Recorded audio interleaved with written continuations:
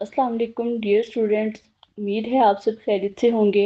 आज के लेक्चर में हम पढ़ेंगे अनाटॉमी एंड फिजियोलॉजी का चैप्टर नंबर 1। स्टूडेंट्स, ये चैप्टर मेडिकल फील्ड की बुनियाद है, इसीलिए हम इसे बहुत आसान तरीके से समझेंगे और साथ ही इस पेज पर मौजूद इम्पॉर्टेंट एमसीक्यूज़ को भी हल करेंगे जो आपके पेपर्स के लिए बहुत इम्पॉर्टेंट हैं। सबसे पहले हम आज बात करते हैं अनाटॉमी की डेफिनेशन कि अनाटॉमी क्या है। It is the study of body structures, यानी इंसानी जिस्म के हिस्से और उनकी बनावट कैसी है। इसकी पढ़ाई को हम क्या कहते हैं? अनाटॉमी कहते हैं। सेकंड डेफिनेशन देखते हैं, physiology. It is the study of how body parts work, यानी जिस्म के वो हिस्से जो हमने अनाटॉमी में पढ़े वो काम कैसे करते हैं। जैसे दिल का काम खून पंप करना है, इस काम की पढ़ाई को हम फिजियोलॉजी कहेंगे। चलिए अब हम इस चैप्टर के मोस्ट इम्पॉर्टेंट एमसीक्यूज देखते हैं। MCQs number 1, the study of the physical structure of the body and its parts is called. जैसा कि हमने अभी पढ़ा कि जिस्म की फिजिकल स्ट्रक्चर की पढ़ाई को क्या कहते हैं? अनाटॉमी। तो इसका करेक्ट आंसर होगा अनाटॉमी। सेकंड एमसीक्यूज देखते हैं, physiology is defined as the study of, यानी फिजियोलॉजी किस चीज़ की पढ़ाई है। तो ऑप्शन में इसका दुरुस्त जवाब है हाउ बॉडी पार्ट्स वर्क, यानी जिस्म के हिस्से काम कैसे करते हैं।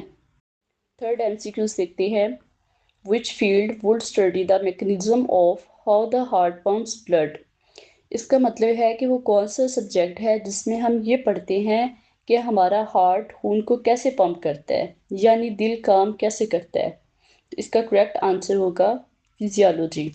नेक्स्ट एमसीक्यूज देखते हैं, macroscopic anatomy refers to the study of structures that, यानी मैक्रोस्कोपिक अनाटॉमी का क्या मतलब है, इसमें जिस्म के कौन से हिस्सों की पढ़ाई की जाती है। स्टूडेंट्स, यहाँ आपने एक छोटा सा ट्रिक याद रखना है। मेडिकल में दो लफ्ज़ बहुत यूज़ होते हैं। एक होता है माइक्रो, जो एम आई से स्टार्ट होता है, जिसका मतलब है बहुत छोटा, जिसे देखने के लिए माइक्रोस्कोप चाहिए। और दूसरा होता है मैक्रो, जो कि एम ए से स्टार्ट होता है। मैक्रो का मतलब होता है बड़ा, यानी जिस्म के वो हिस्से जो इतने बड़े हों कि इन्हें देखने के लिए हमें किसी माइक्रोस्कोप की ज़रूरत ही ना पड़े, बल्कि हम इन्हें आम आँख से भी साफ देख सकें, जिसे हम कहते हैं नेक्ड आई।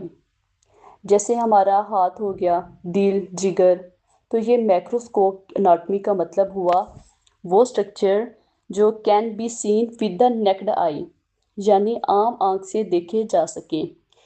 नेक्स्ट है, studying cells and tissues using a microscope is called, यानी माइक्रोस्कोप की मदद से सेल्स और टिश्यूज की स्टडी करना क्या कहलाता है। तो स्टूडेंट्स, माइक्रोस्कोप से की जाने वाली अनाटॉमी को हम माइक्रोस्कोपिक अनाटॉमी कहते हैं। इसका करेक्ट आंसर हुआ ए। नेक्स्ट देखते हैं, why are anatomy and physiology considered closely related, यानी अनाटॉमी एंड फिजियोलॉजी एक दूसरे से इतने करीब क्यों समझे जाते हैं। इसका दुरुस्त जवाब है body function depend on the structure of the parts, यानी जिस्म का कोई भी हिस्सा काम उसी वक्त करेगा जैसा उसका स्ट्रक्चर होगा, इसीलिए ये दोनों आपस में जुड़े हुए हैं। नेक्स्ट देखते हैं, understanding both anatomy and physiology provides a complete understanding of, यानी अगर हम एनाटॉमी एंड फिजियोलॉजी दोनों को समझें तो हमें किस चीज़ की मुकम्मल समझ आती है। इसका करेक्ट जो ऑप्शन है वो डी है, how bodies are built and how the function, क्योंकि अनाटॉमी हमें बताती है कि जिस्म का ढांचा कैसे बना है और फिजियोलॉजी हमें ये सिखाती है कि वो काम कैसे करता है। Biological process and underlying mechanisms are explored in, यानी हमारे जिस्म के अंदरूनी बायोलॉजिकल प्रोसेस और इनके काम करने का तरीकाकार किस सब्जेक्ट में पढ़ा जाता है। तो इसका करेक्ट आंसर है फिजियोलॉजी। जब भी बात अंदरूनी फंक्शन या मैकेनिज्म की हो तो जहन में फ़ौरन क्या आना चाहिए? फिजियोलॉजी।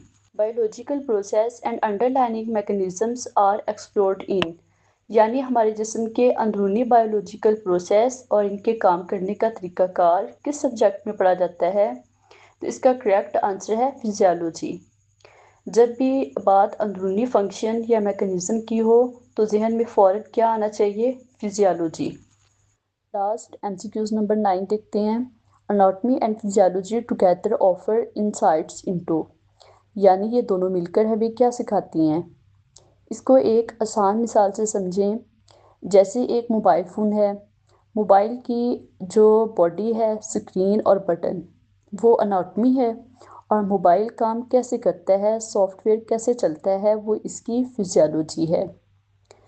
तो जब ये दोनों मिल जाएं तभी हमें समझ आती है ना कि मोबाइल बिल्कुल ठीक काम कर रहा है, इसमें कोई ख़राबी तो नहीं आ गई। बिल्कुल इसी तरह अनाटमी और फिजियोलॉजी मिलकर हमें इंसानी जिस्म की तंदुरुस्ती, बीमारी की मुकम्मल समझ देती है। इसीलिए इसका जो करेक्ट आंसर है वो है हेल्थ एंड डिजीज़। तो स्टूडेंट्स, ये था हमारा आज का शॉर्ट और इम्पॉर्टेंट लेक्चर। अगर आपको कोई भी कन्फ्यूजन हो तो नीचे कमेंट सेक्शन में ज़रूर पूछें। वीडियो को लाइक करें, अपने बाकी क्लास फेलोज़ के साथ शेयर करें। मिलते हैं नेक्स्ट वीडियो में, तब तक के लिए अल्लाह हाफिज़।